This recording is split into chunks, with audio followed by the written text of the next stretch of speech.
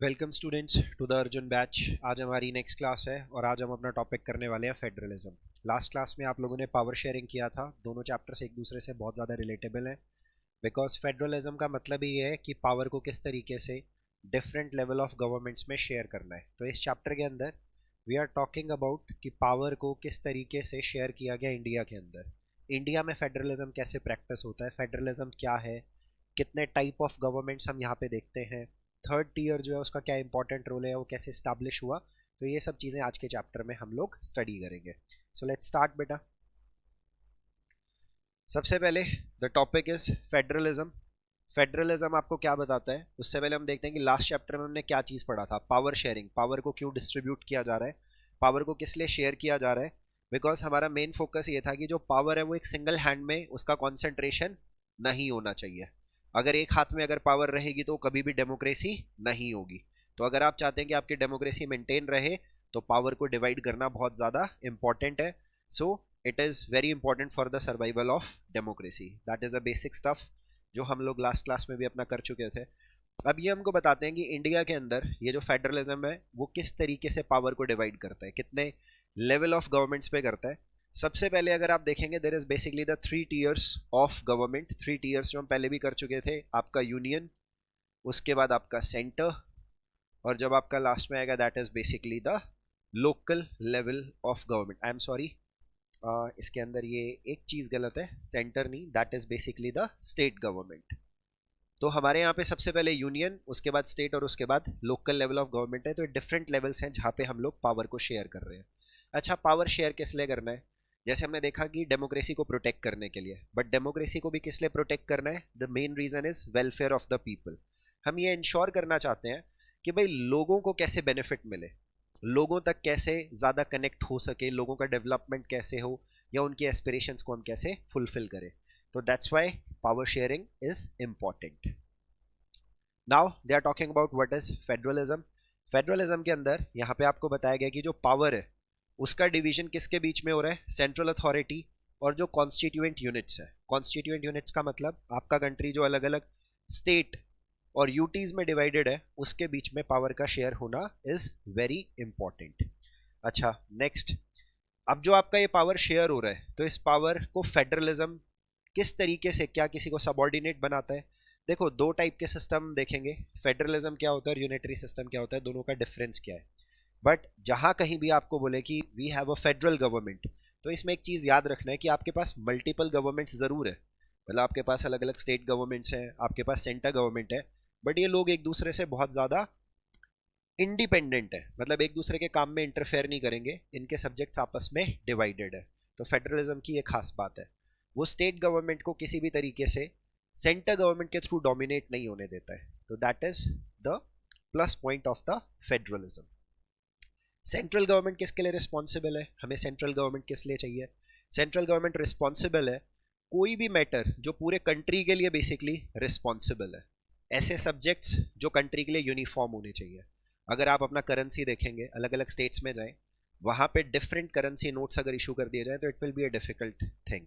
Measurement हो गया, taxes हो गए, या इंटरनेशनल लेवल पे आपको ट्रेड करना है बेसिकली, या आपका डिफेंस अगर आपको देखना है, फॉरेन पॉलिसी अगर आपको देखनी है, तो ऐसे सब्जेक्ट मैटर किसके हाथ में होते हैं? सेंट्रल गवर्नमेंट के हाथ में होते हैं, ताकि वो पूरे कंट्री के लिए रिस्पॉन्सिबल हो, पूरे कंट्री के लिए डिसाइड कर सके। अब ऑब्वियस है, स्टेट गवर्नमेंट के अंदर जो भी आपका डिसीजन होगा वो एक स्टेट लेवल पर जो डे टू डे एडमिनिस्ट्रेशन है उसको कैसे डील करना है, वो सब्जेक्ट्स आपके स्टेट गवर्नमेंट के अंडर आते हैं। जैसे आपका पुलिस सिस्टम हो गया, वो आपके स्टेट के अंडर आएगा। Then they are talking about कि दोनों जो लेवल ऑफ गवर्नमेंट्स हैं इनकी अपनी जो अथॉरिटी, अपनी जो इंडिपेंडेंस है उसको ये बहुत अच्छे से एंजॉय कर रहे हैं, अपने फंक्शंस को एक्सरसाइज करते हुए। नाउ, जो हमने बात करी थी आपका यूनिटरी सिस्टम में क्या डिफरेंस होता है और फेडरल सिस्टम में क्या डिफरेंस होता है। सबसे पहले देखिए, यूनिटरी सिस्टम आपको ये कहता है पावर इज सेंट्रलाइज्ड, जो कि हम नहीं चाहते। अगर यूनिटरी सिस्टम होगा दैट मीन्स वहां पे डेमोक्रेसी एग्जिस्ट नहीं करेगी। इसके अंदर आपका क्या होगा? सेंटर ज़्यादा पावरफुल है। जितनी भी आपकी स्टेट गवर्नमेंट्स हैं वो किसके अंडर आएंगी? सेंटर के अंडर आएंगी। Centre is very very powerful, वो उनके फंक्शंस में, उनकी पावर्स में हद से ज़्यादा इंटरफेयर कर सकता है। सेंटर कोई अगर ऑर्डर पास करेगा तो सब यूनिट्स को उसे क्या करना पड़ेगा? फॉलो करना पड़ेगा। उसके बाद जो आपका सेंट्रल गवर्नमेंट है, is supreme and can narrow and broaden the powers of the sub units. Narrow and broaden का मतलब क्या है कि अगर आपकी स्टेट गवर्नमेंट की पावर को इंक्रीज करना है, डिक्रीज करना है, तो वो सेंटर यूनिलेटरली डिसाइड कर सकता है, अपने आप अकेले वो डिसीजन ले सकता है। बट फेडरल सिस्टम में ऐसे नहीं होता है। सबसे पहले आपको minimum 2 tiers of government federalism में जरूर देखने को मिलती है, centre government, state government. But 3 tier भी हो सकता है, जैसे हमारे यहाँ पे लोकल गवर्नमेंट होता है। उसके बाद सेंटर गवर्नमेंट कमांड इशू नहीं करेगी कि स्टेट को क्या करना है। स्टेट के अपनी पावर्स हैं जो कि प्रॉपर आपके कॉन्स्टिट्यूशन के अंदर मेंशन है। अगर स्टेट गवर्नमेंट की पावर में किसी भी तरीके का अनरीजनेबल इंटरफेरेंस है तो देयर इज जुडिशरी जो इस डिस्प्यूट को सेटल डाउन कर सकती है। State governments function independently and are not answerable to the centre. ये आंसरेबल क्यों नहीं है सेंटर को? बिकॉज इनको जो चूज किया है, इनको जो इलेक्ट किया है, वो स्टेट पे जो आपके वोटर्स हैं उनको किया है। तो हमारे यहाँ पे जो आपके इलेक्टेड रिप्रेजेंटेटिव्स होते हैं, they are always responsible and answerable to the people, not to the government at another level. Features of federalism, this is very very important कि अगर कोई ये बोले कि आप किसी कंट्री को अगर फेडरल कंट्री बताना चाहते हैं या आपने किसी पॉलिटिकल सिस्टम में फेडरलिज्म कैसे आइडेंटिफाई करना है, तो आप किन चीज़ों का अपने माइंड में बहुत ज़्यादा फोकस रखेंगे? सबसे पहले वहाँ पे लेवल ऑफ गवर्नमेंट 2 या 2 से ज़्यादा होना चाहिए। नेक्स्ट चीज़, आप सेम सिटीजन्स को गवर्न कर रहे हो, एक सेम कंट्री के सिटीजन्स को, but the thing is that आपकी जुरिस्डिक्शन उनको लेकर क्या है, डिफरेंट है। जैसे आपका सेंट्रल गवर्नमेंट हो गया जो पीएम वाली गवर्नमेंट है, and on the other hand अगर आप स्टेट हरियाणा में जाते हैं तो हरियाणा में भी जो सिटीजन है वो है तो इंडियन सिटीजन ना। तो सेंटर गवर्नमेंट के कुछ ऐसे लॉज हैं जो हरियाणा के लोगों को फॉलो करने हैं, या बेसिकली उनके लिए वेलफेयर पॉलिसीज आएंगी सेंटर की तरफ से। सेम तरीके से स्टेट की कुछ ऐसी पॉलिसीज हैं जो बेसिकली वो भी इंडियन सिटीजन्स के लिए ही है, बट दोनों के जो सब्जेक्ट मैटर्स हैं वो बहुत डिफरेंट है। तो उनका जुरिस्डिक्शन क्या है, अलग है। उनकी जो अथॉरिटी जो है, जो पावर है, वो डिफरेंट सब्जेक्ट मैटर्स को लेके होगी डिफरेंट गवर्नमेंट्स की। नेक्स्ट आपको क्या दिया हुआ है, जुरिस्डिक्शन कहाँ पर मेंशन है। Specific Indian constitution is a written constitution, तो उसके अंदर इस चीज़ को पर्टिकुलरली स्पेसिफाई किया गया, लिखा गया है। ऐसा नहीं है कि वर्बली बोल दिया बाद में आप चेंज कर दोगे, it is written in the constitution. Fundamental provision आपको क्या कहता है, अगर पावर शेयरिंग रिलेटेड कोई भी मैटर है, स्टेट गवर्नमेंट की पावर से रिलेटेड अगर आप कोई भी इशू देखते हैं, तो उस पॉइंट ऑफ टाइम पे आपको सेंटर एंड स्टेट्स दोनों का कंसेंट जरूरी है। ऐसा नहीं है कि सेंटर यूनिलेटरली कोई डिसीजन लेगा और कॉन्स्टिट्यूशन में अमेंडमेंट करके स्टेट की पावर्स को उससे बेसिकली छीन लेगा, ऐसा नहीं होता है। हमारे यहाँ पे आपने स्पेशल मेजोरिटी सुना होगा, आर्टिकल 368, वो बेसिकली आपको ये कहता है कि हमारे यहाँ पे कॉन्स्टिट्यूशन को अमेंड कैसे किया जाता है। सिंपल मेजोरिटी होती है, then there is a special majority. But special majority के अंदर एक ये होता है कि अगर कोई मैटर आपके स्टेट से रिलेटेड है, तो उस सिनेरियो के अंदर आपका क्या होगा कि दोनों हाउसेस से आपने स्पेशल मेजोरिटी से पार्लियामेंट में पास कर दिया, उसके बाद हाफ ऑफ द स्टेट्स का रेटिफिकेशन होना जरूरी है सिंपल मेजोरिटी से। तो इसलिए यहाँ पे चीज बोला गया कि यूनिलेटरली पावर शेयरिंग रिलेटेड या फेडरल रिलेटेड किसी भी मैटर के ऊपर कोई डिसीजन अकेला सेंट्रल गवर्नमेंट नहीं ले सकता है। नेक्स्ट, हमारे यहाँ पे interpreter, protector of the constitution कौन है, हमारी जुडिशरी है। हमारी जुडिशरी ऑर्गन ऑफ गवर्नमेंट है, उसकी अपनी जुरिस्डिक्शन है। कोई भी डिस्प्यूट्स अगर होते हैं स्टेट्स के बीच में, सेंटर स्टेट्स के बीच में, तो उसको सेटल करने का काम किसका है, सेंटर का है। अगर पावर को लेकर कोई कंफ्यूजन है, ऐसा लगता है कि भाई सेंटर को कि this is under my jurisdiction, but state कहता है नहीं कि उसके जुरिस्डिक्शन में इंटरफेरेंस हो रहा है, तो इस मैटर को रिजॉल्व करना या उसको प्रॉपरली एक्सप्लेन करना उस प्रोविजन को, that is the job of the judiciary. Last, sources of revenue. कोई भी गवर्नमेंट विदाउट फाइनेंशियल ऑटोनॉमी नहीं चल सकती है। अगर आपको अपने स्टेट के अंदर कोई भी इंफ्रास्ट्रक्चर डेवलपमेंट रिलेटेड प्रोजेक्ट्स को लॉन्च करना है, तो उसके लिए रेवेन्यू सोर्स होना बहुत ज़्यादा ज़रूरी है। और फेडरल सिस्टम के अंदर इसी चीज़ को इंश्योर किया जाता है कि कोई स्टेट ऐसे ना हो जाए कि वो अपने लोगों का डेवलपमेंट इसलिए नहीं कर पा रही है बिकॉज उनके पास फाइनेंशियल ऑटोनॉमी नहीं है या उनके पास इनफ पैसा नहीं है, and they have to depend on the grants and aids completely on the centre. हाँ, सेंटर अपनी तरफ से हेल्प करता है क्योंकि उसके पास रेवेन्यू सोर्सेज ज़्यादा हैं, बट ऐसा नहीं है कि स्टेट एंटायरली डिपेंडेंट है आपके सेंटर के ऊपर। तो इसलिए जो रेवेन्यू सोर्सेज हैं वो भी डिफरेंट लेवल ऑफ गवर्नमेंट्स के प्रॉपरली मेंशन होने बहुत ज़्यादा ज़रूरी है। तो यहाँ पे आपका फीचर्स हो जाता है। इसके बाद next topic is called what is the objective of federalism. Federalism democracy को सेव करना था, लोगों का वेलफेयर करना था, उसके अलावा कुछ और मेजर चीज़ें भी हैं। तो डेफिनेटली इंडिया एक डाइवर्स कंट्री है, लिंग्विस्टिक लेवल पे देख लीजिए, रिलीजन के नेम पर देख लीजिए तो हमारे यहाँ पे बहुत ज़्यादा आपको डाइवर्सिटी देखने को मिलेगा, और इंडिया में स्लोगन क्या है, यूनिटी इन डाइवर्सिटी। तो हमारे यहाँ पे इस यूनिटी को मेंटेन किया जा सके, आपस में कॉपरेशन हो, तो इसलिए हमने क्या किया, फेडरलिज्म को इंट्रोड्यूस किया। ये हम आगे देखेंगे कि इससे कैसे हम यूनिटी को मेंटेन कर पाते हैं। Accommodate the regional diversity. Regional diversity मतलब इंडिया में आप देखो कितने सारे स्टेट्स हैं, और इन स्टेट्स का कल्चर, लैंग्वेज एक दूसरे से बहुत ज़्यादा डिफरेंट है, वे ऑफ लाइफ बहुत ज़्यादा डिफरेंट है। तो इस रीजनल डाइवर्सिटी को एकोमोडेट करना, ये डेमोक्रेसी का सबसे इंपॉर्टेंट पार्ट है, ये डेमोक्रेटिक अप्रोच है। तो डेमोक्रेटिक जो स्पिरिट है वो आपको कहाँ देखने को मिलती है, फेडरलिज्म में देखने को मिलती है, कि किसी भी रीजन को लेफ्ट आउट फील नहीं होना चाहिए, इकोनॉमिक इम्बैलेंसेस नहीं होने चाहिए, that is the focus of federalism. इसके बाद इन्होंने नेक्स्ट चीज आपको क्या बताई है, फेडरलिज्म चलेगा कैसे, क्या कॉन्स्टिट्यूशन में मेंशन कर दिया दैट इज इनफ, नो। तो उसके अलावा हमें क्या और जरूरी है, एग्रीमेंट टू लिव टुगेदर। हाँ, पावर शेयर की जा रही है, उसके जो रूल्स हैं वो दोनों गवर्नमेंट्स को क्या है, एक्सेप्टेबल है, तो वो रूल्स के अकॉर्डिंगली चल रहे हैं। और इंडिया में रूल ऑफ लॉ जिसको सबसे ज़्यादा इंपॉर्टेंस दी जाती है, तो एक तो वो चीज़, and mutual trust. Mutual trust होना बहुत ज़्यादा ज़रूरी है। अगर आपके बीच में एग्रीमेंट आपने साइन कर लिया, आप रूल्स को स्टार्टिंग में तो एक्सेप्ट कर रहे हैं, बट बाद में एक दूसरे पर फेथ नहीं है, तो कोऑर्डिनेशन में बहुत ज़्यादा डिफिकल्टी होगी। ऐसा बेसिकली कई बार देखा जाता है, सेंटर एंड स्टेट गवर्नमेंट्स अगर डिफरेंट पार्टीज से बिलोंग करते हैं, तो वहाँ पर आए दिन आप न्यूज़ के अंदर कोई ना कोई इशू ज़रूर देखोगे। स्टेट गवर्नमेंट्स ज़्यादा ऑटोनॉमी का डिमांड करेंगी, उनका बेसिकली ये ब्लेम होगा, वो ये एलिगेशंस लगाएंगे कि सेंटर की तरफ से गवर्नर के थ्रू हमारे यहाँ पे बहुत ज़्यादा इंटरफेरेंस हो रहा है। ऐसा आपने दिल्ली के अंदर भी एक पॉइंट ऑफ टाइम पे देखा था। फेडरलिज्म कितने टाइप का होता है, there is a two different type, one is coming together federation, another one is holding together federation। coming together in federation और holding together का क्या मतलब है, देखिए coming together federation आपको बेसिकली ये कहता है कि अगर कोई स्मॉलर यूनिट्स थे और वो अपने सिक्योरिटी रीजंस की वजह से आपस में यूनाइट होना चाहते हैं, तो उसको बेसिकली हम क्या बोलेंगे, कमिंग टुगेदर फेडरेशन बोलेंगे। वो एक बिगर यूनिट में कन्वर्ट कर लेंगे, जैसे यूएस है। अच्छा, इसमें एक चीज और है, ये अपनी सोवेनिटी को क्या करते हैं, रिटेन रखते हैं, मतलब pooling their sovereignty.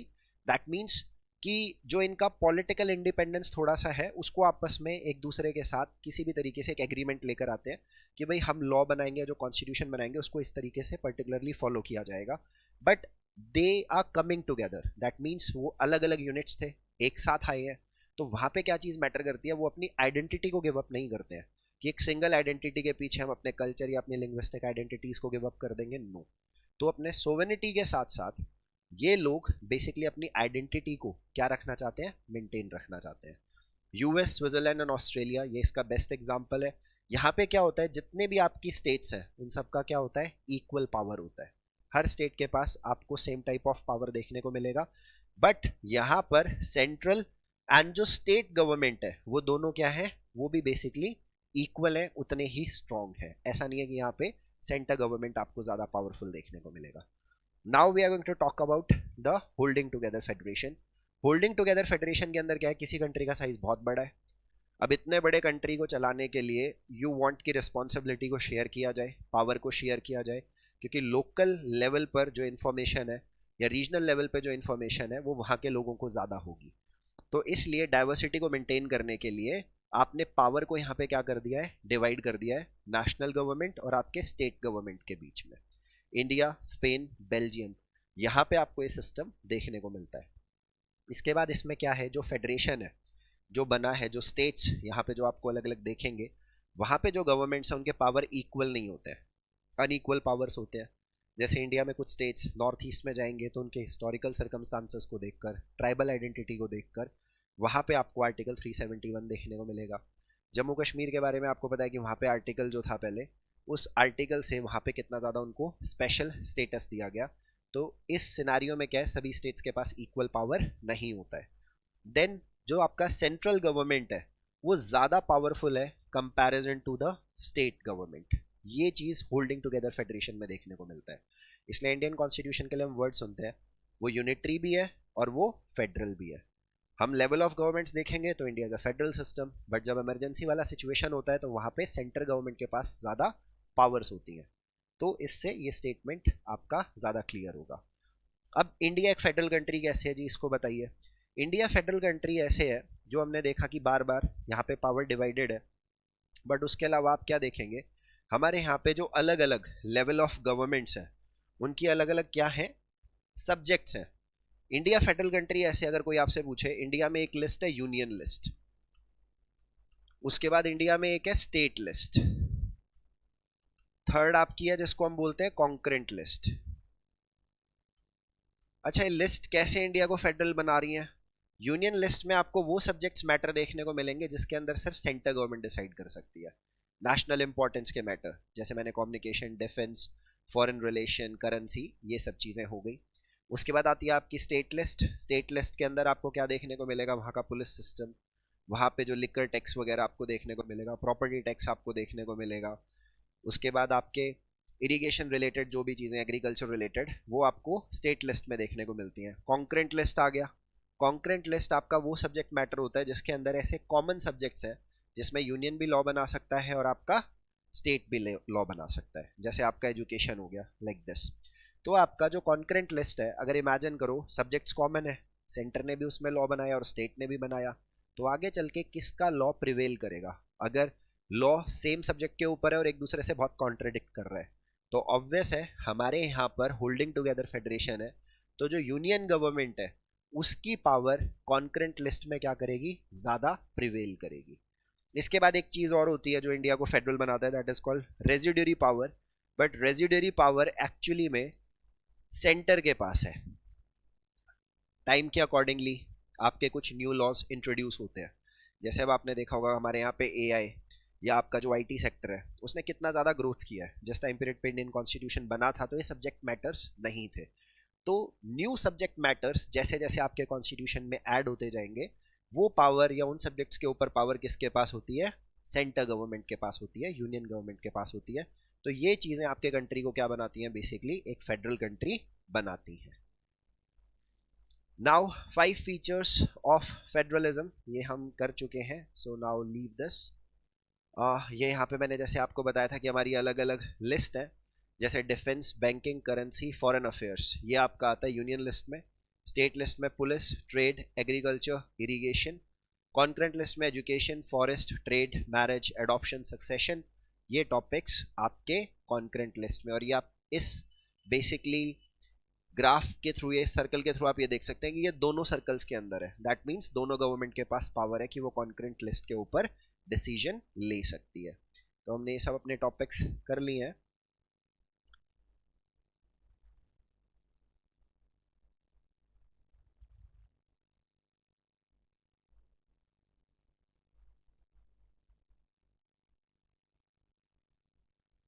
Okay, so federalism, ये जो हमने देखा था कि इंडियन गवर्नमेंट के अंदर क्या है, इंडिया में सेंट्रल गवर्नमेंट है, स्टेट गवर्नमेंट है, उसके बाद आपका एक लोकल गवर्नमेंट है। अगर हमारे यहाँ पे आपको कोई भी अगर फेडरलिज्म या पावर शेयरिंग रिलेटेड कोई भी लॉ अगर इंट्रोड्यूस करना है तो उसके अंदर 2/3 मेजोरिटी होनी, या basically special majority Lok Sabha and Rajya Sabha के अंदर होनी बहुत ज़्यादा ज़रूरी है। और more than half of the states अगर उसको सिंपल मेजोरिटी से पास नहीं करेंगे तो बेसिकली वो आपका law power sharing related introduce या कॉन्स्टिट्यूशन में कोई भी अमेंडमेंट नहीं कर सकता है। तो ये हमारे फेडरलिज्म को बहुत ज़्यादा स्ट्रॉन्ग एंड सिक्योर बनाते हैं। अच्छा, अब आपने देख लिया कि हमारे यहाँ पे कौन कौन सी लिस्ट है, कौन कौन सी गवर्नमेंट है, तो उसने तो इंडिया को फेडरलिज्म बना दिया। पर ये तो बात कॉन्स्टिट्यूशन में है, एक्चुअली में फेडरलिज्म किस तरीके से प्रैक्टिस हो रहा है, इन अलग अलग लिस्ट के बेनिफिट क्या है या इनके कॉन्सिक्वेंसेस क्या होते हैं, क्या इनके आउटकम्स बेटर है या नहीं है। तो फेडरलिज्म का जो सक्सेस है, पहली बात तो डिपेंड करता है आपकी पॉलिटिक्स के नेचर पे, आपके लीडर्स के ऊपर। क्या कॉन्स्टिट्यूशन सिर्फ एक डॉक्यूमेंट के तौर पे रख दिया गया है बना के, या एक्चुअली में उसकी जो वैल्यूज़ है या जो स्पिरिट ऑफ द कॉन्स्टिट्यूशन है उसको अंडरस्टैंड किया जाता है या इम्प्लीमेंट किया जाता है। क्या हम अपने देश में डाइवर्सिटी को रिस्पेक्ट कर रहे हैं, क्या हमारे अंदर ये डिज़ायर है कि हम लोगों को एक साथ यूनाइटेड रहना है, क्या हम फेडरलिज्म के स्पिरिट को हमारे यहाँ पे प्रैक्टिस कर रहे हैं। तो ये चीज़ें हमें देखनी है। देखो 1947 में इंडिया को इंडिपेंडेंस मिला। इंडिया को जब इंडिपेंडेंस मिला तो इंडिया में अराउंड 562 प्रिंसली स्टेट्स थे। इन प्रिंसली स्टेट्स के पास ये ऑप्शन अवेलेबल था, ये इंडिया को ज्वाइन करें या पाकिस्तान को, या इंडिपेंडेंट रह सकते हैं। अगर ये इंडिपेंडेंट रहना चाहते या पाकिस्तान को ज्वाइन करते तो इंडिया जो आज हम मैप देखते हैं वो एग्जिस्ट नहीं करता, इंडिया के फर्दर और पार्ट्स में डिवीजन होता। बट सरदार पटेल का एक इंपॉर्टेंट रोल था जिस वजह से उनको आयरन मैन ऑफ इंडिया कहा जाता है। उन्होंने अपनी डिप्लोमेसी से इन प्रिंसली स्टेट्स को इंडिया में इंटीग्रेट किया। जब इनको इंडिया में इंटीग्रेट किया तो बेसिकली इनको कुछ रीजनल लेवल पे ऑटोनॉमी दी गई, या यहाँ के जो लोग थे उनके एस्पिरेशंस क्या हैं, उनके मेजर डिमांड्स क्या हैं, उनको कैसे वो खुद अपने आप को बेटर वे में गवर्न कर सके, तो हमने उनको कैसे हेल्प आउट किया, कॉन्स्टिट्यूशन ने उसमें क्या लिखा। देखो, सबसे पहले इंडिया के अंदर मेन क्वेश्चन यही आया कि भाई लिंग्विस्टिक डिमांड्स जनरेट हो गए। लिंग्विस्टिक डिमांड्स आपके क्या हैं? लैंग्वेज बेस्ड डिमांड्स, कि हमें पर्टिकुलर एक स्टेट चाहिए इस लैंग्वेज के बेसिस पे। तमिलनाडु के अंदर आपने सबसे पहले ये प्रोटेस्ट देखा था। तमिलनाडु के अंदर आपकी कौन सी लैंग्वेज थी? The language is Tamil.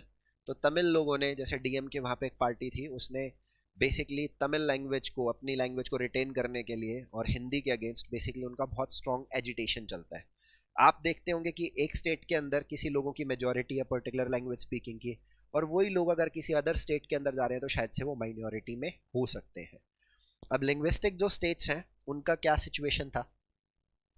हमारे लीडर्स को लैंग्वेज बेस्ड स्टेट्स में हमेशा से ये डर लगता था कि भाई हमारे कंट्री की यूनिटी फर्दर डिस्ट्रॉय हो सकती है, हमारे यहाँ पे वायलेंस हो सकता है। जो हमारे पार्टीशन के टाइम पे हुआ, रिलीजन के नाम पे लोग बट गए, आपके दो अलग देश बने, इंडिया एंड पाकिस्तान, तो ये फ्यूचर में भी हो सकता था। तो ये वायलेंस जो थी वो उनके दिमाग में अभी थी, तो इसलिए इन्होंने डिसाइड किया कि हम इंडिया में फर्दर कोई डिवीजन किसी बेसिस पे नहीं करेंगे।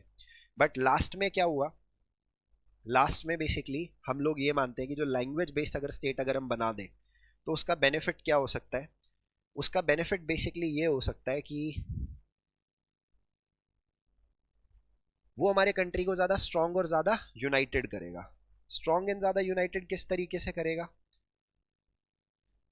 वो इस तरीके से करेगा कि भाई, I am sorry, wait, language लोगों को डिवाइड नहीं करती है, लैंग्वेज लोगों को हमेशा क्या करती है? यूनाइट करती है। बड़ा सिंपल है। अगर हम यहाँ पे नॉर्थ इंडिया में या बेसिकली दिल्ली के अंदर अगर हम हिंदी लैंग्वेज या कोई भी अदर लैंग्वेज जो हमारी इस रीजन की इंपॉर्टेंट लैंग्वेज अगर वो बोलते हैं, चाहे हमारा धर्म कुछ भी हो, बट हम कम्युनिकेट कर पा रहे हैं, तो हम एक दूसरे से ज़्यादा बेटर तरीके से कनेक्ट हो सकते हैं। अगर कोई हिंदू नॉर्थ इंडिया में है और वो अगर तमिलनाडु बेसिकली जाता है, तो वहाँ पे जो लैंग्वेज है वो उसके लिए एक बैरियर होगा, कम्युनिकेशन में बहुत ज़्यादा गैप होगा, चीज़ों को समझने में बड़ी डिफिकल्टी होगी। तो शायद से उन डिफरेंट, चाहे सेम रिलीजन है बट लैंग्वेज इज़ डिफरेंट, तो इतना ज़्यादा कनेक्ट करना पॉसिबल नहीं है। तो इसलिए हम लोग ये मानते हैं कि जो लैंग्वेज है वो बेसिकली हमारे कंट्री को क्या करती है, अगर आपने अलग अलग रीजन्स की लैंग्वेज को रिकॉग्नाइज किया तो उनको लगेगा कि हाँ यार, हमारी आइडेंटिटी हमसे नहीं छीनी जा रही है, हमारे पास ये राइट है कि हम अपनी लैंग्वेज, अपने कल्चर को प्रिजर्व कर सकते हैं। So there is a mutual respect. And second thing is that कि आपको अपने एडमिनिस्ट्रेशन को चलाने में ज़्यादा ईजी होगा और आप डाइवर्सिटी को और ज़्यादा स्ट्रॉन्गर बना सकते हैं, ज़्यादा यूनाइट कर सकते हैं। तो दैट्स वाई लिंग्विस्टिक स्टेट्स आपके लिए एक अच्छा ऑप्शन है, वो कंट्री को डिवाइड नहीं करेंगे। तो हमारी लैंग्वेज पॉलिसी क्या थी इंडिया में? ये बोला गया था कि 1965 के बाद इंग्लिश का यूज़ बंद कर दिया जाएगा। बट जो नॉन हिंदी स्पीकिंग स्टेट्स थे वो इस चीज़ के लिए प्रोटेस्ट करने लगे। उन्होंने कहा कि ये तो बड़ा बायस है, it will be very difficult, क्योंकि इंडिया में मेजॉरिटी हिंदी बोलती है बट सभी लोग हिंदी नहीं बोलते। इंडिया में अप्रॉक्सीमेटली 40% लोग हैं जो हिंदी लैंग्वेज का क्या करते हैं? यूज़ करते हैं। तो ये मैटर इवन कॉन्स्टिट्यूंट असेंबली में भी बहुत एग्रेसिव तरीके से डिस्कस किया गया था। तो फाइनली इस कंक्लूजन पर पहुंचे कि हमारे यहाँ पे नेशनल लैंग्वेज ना बना के दो तो हम अपनी ऑफिशियल लैंग्वेज बना देते हैं। वो कौन सी है? एक आपकी हिंदी और एक आपकी इंग्लिश। तो हमने बेसिकली दो आपकी क्या करी? ऑफिशियल लैंग्वेजेस डिक्लेयर कर दी। बट और हमने क्या किया? हमने क्या करा, 8th शेड्यूल के अंदर हमने देखा कि यार सिर्फ हिंदी एंड इंग्लिश नहीं, बाकी लैंग्वेजेस जो बड़ी इंपॉर्टेंट है हमारे रीजनल लेवल पे, स्टेट्स लेवल पे, तो उनको भी रिकॉग्नाइज करते हैं। तो हमने क्या किया, 22 लैंग्वेजेस को क्या कर दिया? रिकॉग्नाइज कर दिया हमारे कॉन्स्टिट्यूशन के अंदर। मतलब इन लैंग्वेजेस का यूज़ करके वो पर्टिकुलर स्टेट्स अपने एडमिनिस्ट्रेशन को रन कर सकते हैं। अगर आप एक गवर्नमेंट जॉब का एग्ज़ाम देना चाहते हैं तो उस टाइम पीरियड पे आप इनमें से किसी भी एक लैंग्वेज के लिए अप्लाई कर सकते हो कि मेरा क्वेश्चन पेपर इस लैंग्वेज में होना चाहिए। ठीक है, so that is the thing. तो स्टेट्स की भी अपनी खुद की ऑफिशियल लैंग्वेजेस रखने की हमने उनको क्या दी? परमिशन दी। तो ये 22 लैंग्वेजेस उन्हीं स्टेट लैंग्वेजेस से ही रिलेट करते हैं। तो इंग्लिश का बेसिकली एंड होना था कब? 1965 में, बट ऐसा हुआ नहीं बिकॉज तमिलनाडु के अंदर बहुत ज़्यादा वायलेंट प्रोटेस्ट हम लोगों को देखने को मिलते हैं against Hindi. Centre state relation ये अब आपका सेकेंड पार्ट है, जो बेसिकली इंडिया के फेडरलिज्म को किस तरीके से प्रैक्टिस किया जा रहा है उसके बारे में बताता है। सेंटर हमारे यहाँ पे ज़्यादा पावरफुल है जब इमरजेंसी का सिचुएशन होता है, स्टेट उस टाइम पीरियड पे हमारी लेसर पावरफुल हो जाती है।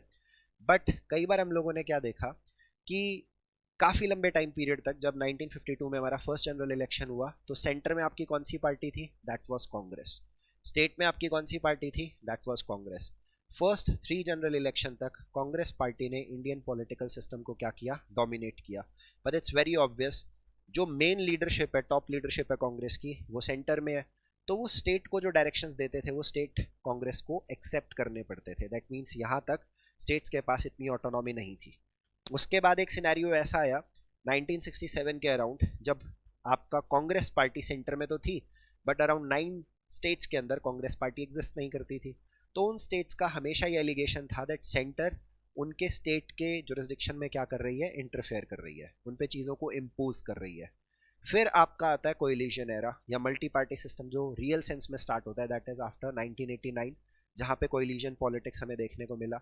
और जब कोएलिशन पॉलिटिक्स आई तो उस टाइम पीरियड पे अलग अलग पार्टीज, अलग अलग आइडियोलॉजीज, चाहे वो नेशनल लेवल है चाहे आपकी वो स्टेट लेवल है, वो आपस में इस चीज़ को अंडरस्टैंड करते हैं that we have to be pragmatic. हमें बहुत प्रैक्टिकल सेंस में पावर को शेयर करना बहुत ज़रूरी है अगर हम कंट्री को प्रॉपर तरीके से रन करना चाहते हैं और अपना टेन्योर पूरा करना चाहते हैं। तो ये आपके क्या थे? सेंटर स्टेट रिलेशंस थे। स्टार्टिंग में बड़ा डिस्प्यूट रहा, इश्यूज रहे, ये इश्यूज आज भी हैं आपके स्टेट गवर्नमेंट्स के against the centre government, but इनको लेकर बहुत तरीके से हमारे कॉन्स्टिट्यूशन में चीज़ों को सॉर्ट किया गया और जुडिशरी इन मैटर्स को बहुत तरीके से डेमोक्रेटिक वे में आर्बिट्रेट या नेगोशिएट करने की कोशिश करती है। सो ये चीज़ हम लोग देख चुके हैं। Now next thing is decentralisation in India, जो हमने लास्ट क्लास में डिस्कस किया था कि भाई पावर सेंट्रलाइज ना हो, power sharing is about decentralisation. तो डिसेंट्रलाइजेशन क्या था? हम लोगों ने अपना जब third tier of government introduce किया तो उसको हम क्या बोलते हैं? डिसेंट्रलाइजेशन बोलते हैं। आप देखोगे इंडिया जो है उसका साइज क्या है? बहुत बड़ा है। पॉपुलेशन वर्ल्ड में इस टाइम पीरियड पे हमारी लार्जेस्ट है, साइज में हम 7th लार्जेस्ट कंट्री है। तो लार्ज पॉपुलेशन होने की वजह से बेसिकली लोगों को गवर्न करने में ना थोड़ा सा इशू था। जैसे हम यहाँ पे देख सकते हैं कि UP is bigger than Russia in terms of population, not in terms of size, but population जो है यूपी की ज़्यादा है रशिया से। तो अब सोचो हमारे यहाँ पे जो rest of the states and UTs है वहाँ पे क्या हाल होगा। तो लोगों तक कैसे ज़्यादा रीच बनाई जाए, इसलिए आपका थर्ड टीयर आता है। फिर हम लोग देखते हैं हमारी स्टेट्स में इंटरनल डाइवर्सिटी है। अगर आप यूरोपियन कंट्रीज़ में जाओगे, कई बार उनका रिलीजन, उनका लैंग्वेज, उनका culture mostly through out the country similar होता है। बट इंडिया में फूड, लैंग्वेज, ड्रेस, थिंकिंग, हर चीज़ बहुत बड़े लेवल पे, या जो कस्टम्स हैं, नॉर्म्स हैं, वो चेंज हो जाते हैं। तो इस डाइवर्सिटी को प्रोटेक्ट करने के लिए ये हम लोगों ने थर्ड टीयर इंट्रोड्यूस किया। Best settlement at local level, हमें लगता है कि अगर आपके लोकल इश्यूज हैं तो उनको सेंटर लेवल तक लाना या स्टेट लेवल तक लाना इज़ नॉट प्रैक्टिकल स्टफ, और शायद से उन लोगों को इतना नॉलेज भी ना हो। तो इसलिए लोकल लेवल पे ही लोकल लोग अपने इश्यूज की बेटर नॉलेज रखते हैं, उनको बेटर तरीके से रिजॉल्व करना जानते हैं। तो इसलिए ये थर्ड टीयर बहुत ज़्यादा ज़रूरी था। डेमोक्रेसी पहले क्या होती थी? डायरेक्ट डेमोक्रेसी होती थी। मतलब ग्रीक के अंदर हम लोगों ने देखा था कि जो वहाँ पे एजुकेटेड लोग थे वो डेली मीटिंग्स करते थे, सभी लोगों का पार्टिसिपेशन होता था। बट जैसे जैसे पॉपुलेशन साइज हुआ इंक्रीज, तो डायरेक्ट डेमोक्रेसी जो है वो अब इतनी ज़्यादा वर्कआउट नहीं कर पा रही है। तो इनडायरेक्ट डेमोक्रेसी है, जिसको आप रिप्रेजेंटेटिव डेमोक्रेसी भी कहते हो। बट हमने क्या कोशिश करी कि एटलीस्ट इस थर्ड टीयर पे, जहाँ पे सबसे ज़्यादा रिप्रेजेंटेटिव है, वहाँ पे लोगों को डायरेक्ट डिसीजन मेकिंग का पार्ट बनाया जाए। जैसे आप देखते हो कि हमारी जो पंचायत है उसके अंदर ग्राम सभा होती है।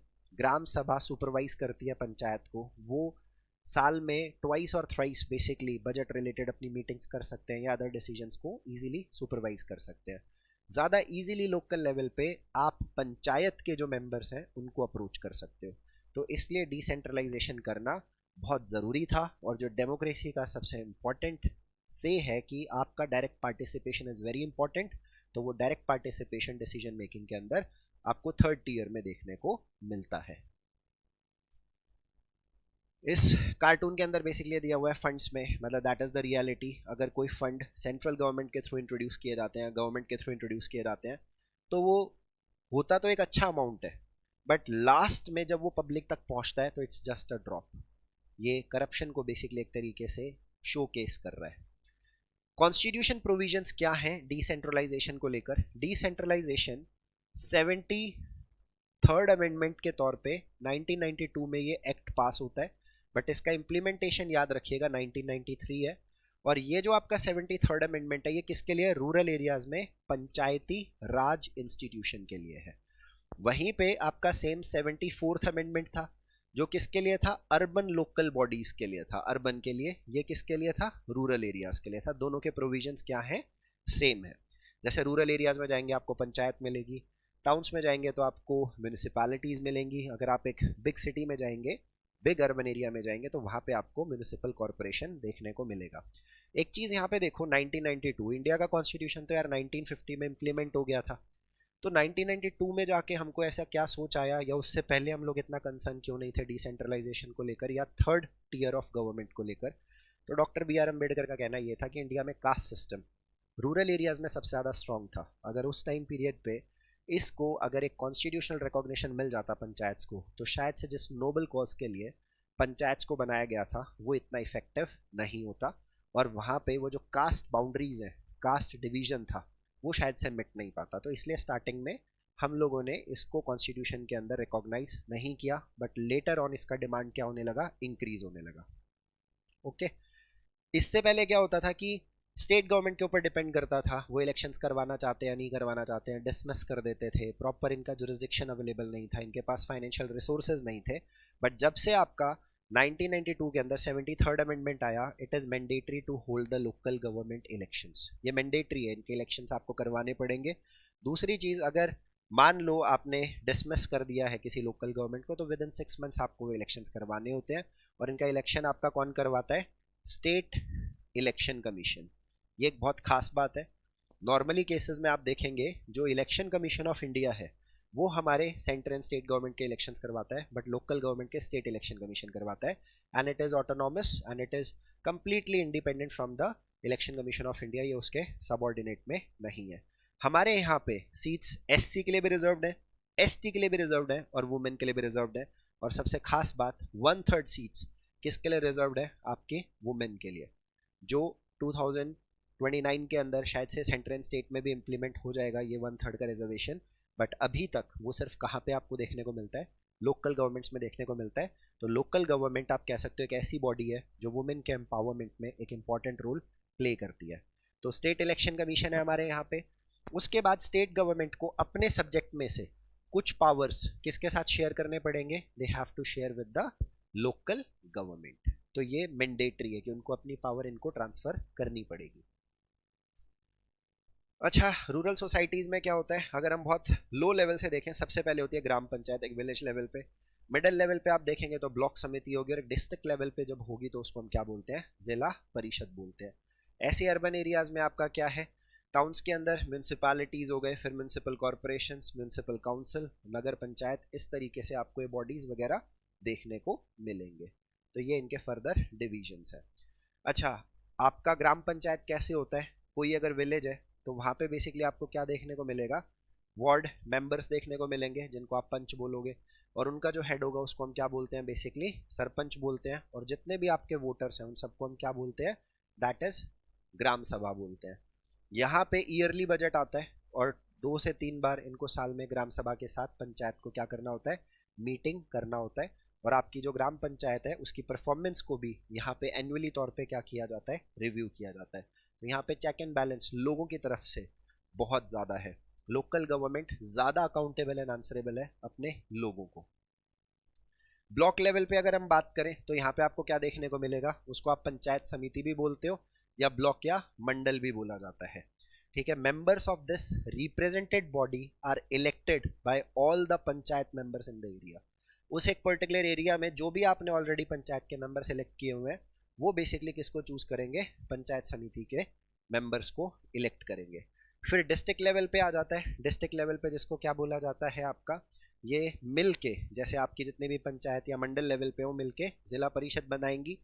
जो जिला परिषद के मेंबर्स होते हैं ये आपके क्या है? एक तरीके से इलेक्टेड मेंबर है, और इवन इसके अंदर आपको लोकसभा और एमएलए जो है उनके मेंबर्स भी देखने को मिलते हैं।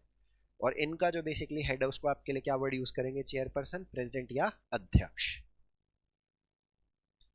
ये आपका done. Okay, there is one more thing. जैसे हम लोगों ने कहा था अगर आप टाउन में जाएंगे तो वहां पे आपको क्या मिलेगा, म्यूनिसिपैलिटीज। वहां पे जो आपका हेड होगा उसको हम क्या बोलेंगे, चेयरपर्सन। बट अगर आप बिग सिटी में जाएंगे वहां पे आता है म्यूनिसिपल कॉर्पोरेशन, और उसमें आपको क्या देखने को मिलता है, हेड के लिए the title that is mayor. तो ये चीज आपको पता होनी बहुत ज्यादा जरूरी है। कहते हैं लोकल गवर्नमेंट्स में क्या होता है, पहले की बात बताई गई है 1992 से पहले बेसिकली इनके जो इलेक्शंस हैं वो रेगुलरली बेसिस पे नहीं हो पाते थे, और उस टाइम पीरियड पे इनके पास प्रॉपर तरीके से जो सब्जेक्ट्स हैं या जो पावर है वो आपको देखने को नहीं मिलती थी। बट 1992 के बाद ये सिनेरियो चेंज हो गया, लोकल गवर्नमेंट्स के हैंड में अब हम प्रॉपर तरीके से उनका जुरिस्डिक्शन हम देख सकते हैं। But still there is a long way, there is a more things that needs to be added there, या उनको मैंडेटरी करना बहुत ज़्यादा ज़रूरी है। लोकल गवर्नमेंट में सबसे ज़्यादा रिप्रेजेंटेटिव्स है, अप्रॉक्सीमेटली 32 लाख लोग जो है वो आपको लोकल बॉडीज़ के अंदर देखने को मिलेंगे as a elected members. But क्या उनके पास स्टेट लेवल या नेशनल लेवल डिसीजन मेकिंग का पार्ट बनने का कोई पावर है, तो नहीं है। अभी भी जो फाइनेंशियल रिसोर्सेज हैं वो एक लोकल गवर्नमेंट के पास इनफ नहीं है। बट डेफिनेटली ये डिसेंट्रलाइजेशन इंडिया को ज़्यादा फेडरल बनाता है।